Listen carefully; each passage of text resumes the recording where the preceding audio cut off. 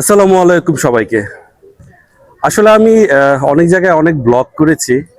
আসলে আমার এই আজকের এই ব্লগটার আমার যে এক্সপিরিয়েন্স সেটা অনেকটাই ভিন্ন, কারণ আমি অনেক মুরব্বিয়ান আমার আশেপাশে পেয়েছি, ছোট ভাই পেয়েছি।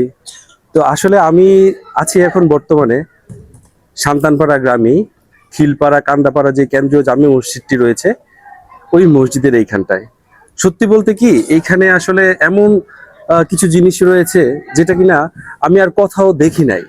কারণ এখানে মসজিদ রয়েছে, মাদ্রাসা রয়েছে, এতিমখানা রয়েছে, তারপর এখানে গোরস্থান রয়েছে, বিশাল বড় একটি গোরস্থান রয়েছে, যা আপনারা পর্যায়ক্রমে ভিডিওতে দেখতে পারবেন। তো যাই হোক, আমি এখানকার মুরব্বিয়ান পেয়েছি, আমি ওনাদের সাথে একটু কথা বলি। আসসালামু আলাইকুম। আঙ্কেল, আপনার একটু নামটা বলবেন?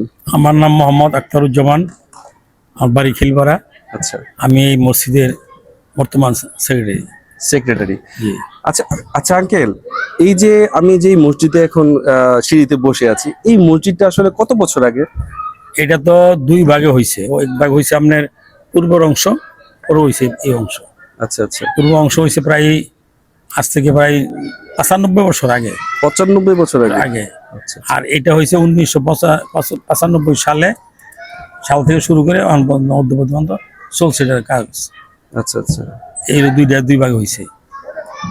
আর এই জায়গায় যে আমি মাদ্রাসা দেখতে পাচ্ছি, মাদ্রাসাটা হ্যাঁ 1983 সাল মনে হয়, 83 সাল, সালটা আছে 87। আচ্ছা আচ্ছা। 1987 সালে মাদ্রাসা প্রতিষ্ঠিত হয়েছে।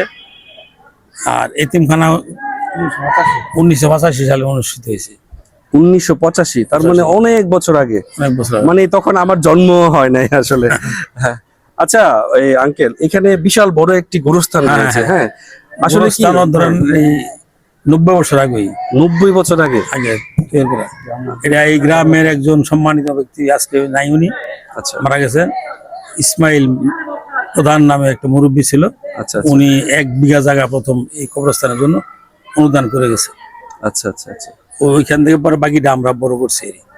আর পুকুর, এই মসজিদের জায়গা, আরো জমিন আছে, প্রায় 4.5 বিঘা জায়গা দিছে ওই সান্তানপাড়ার তামিনা মিয়ার স্ত্রী, ওনার নাম জানি কি, মহিলার, ওই মহিলা দান করে গেছে এই সম্পদগুলি বিনা পয়সায়।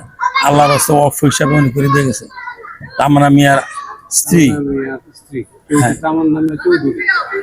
আমার নামে চৌধুরী স্ত্রী, উনি আমাদের সমাজকে এই 4.5 বিঘা জায়গা উনি দান করে গেছে, এই পুকুর সহ। অনেক উজ্জ্বল দৃষ্টান্ত রেখে গেছে। আর এটাই কিন্তু আমাদের সাথে যাবে। হ্যাঁ, আমরা মাদ্রাসার মাঠটা আমরা নিজেরা ক্রয় করে এটা তৈরি করছি। মসজিদের মাঠ, এটা ঈদগাহ, ঈদগাহটা আমরা নিজেরা টাকা দিয়ে সমাজের সবাই সহযোগিতায় এই ঈদগাহটা তৈরি করা হয়েছে।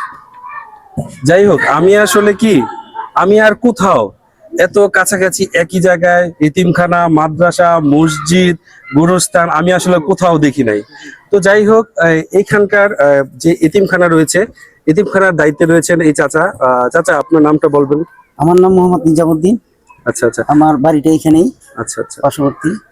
আমার দাদার নাম হইলো উমেদ আলী, আমার বাপের নাম হইলো শফরুদ্দিন। আচ্ছা আচ্ছা। বাপ চাচারা ওই এই বাড়ি থেকে এই বাড়ি এসে বাড়ি করছে। তো এই যে মাদ্রাসার জায়গাটা আমার চাচাই দিছে, আর আমার বাপে দিছে।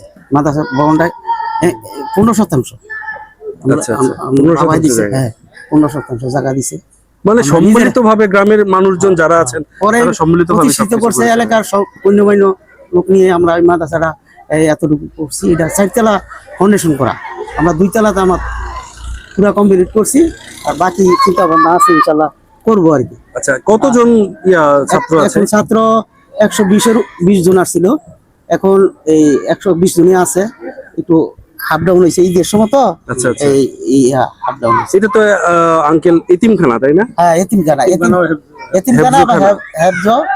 আর পাশাপাশি মনে করেন যে সামাজিক মধ্যে দুর্বল লোক আছে না, ওদেরকে আমরা এইখানে।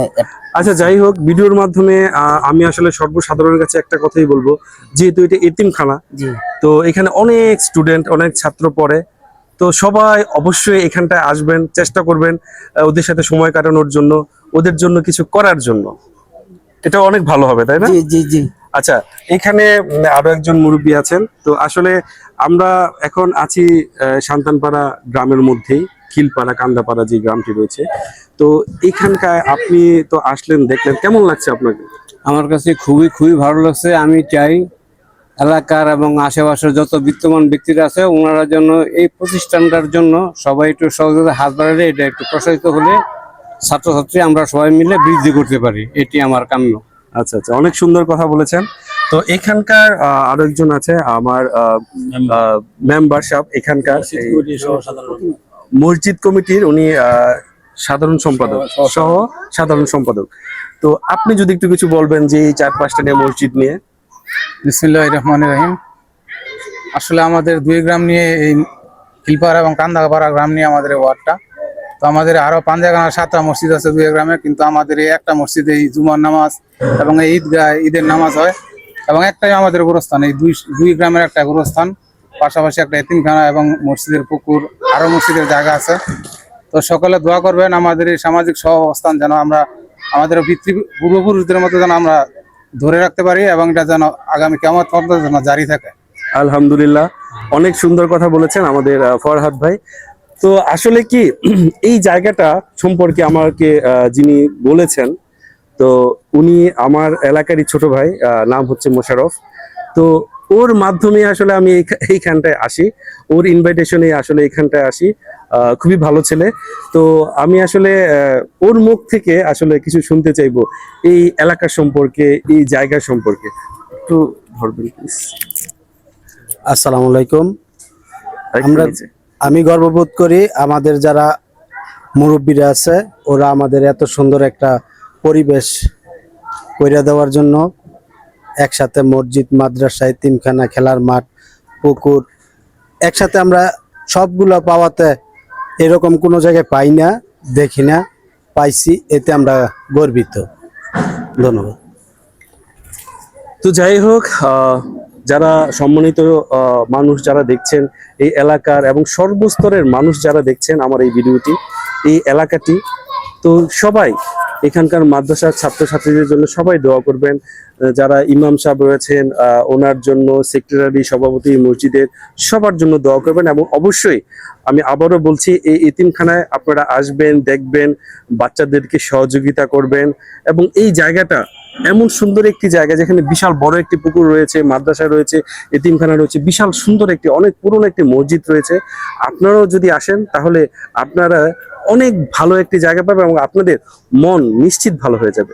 সবাই ভালো থাকবেন, সুন্দর থাকবেন, সবার জন্য সবাই দোয়া করবেন। আসসালামু আলাইকুম।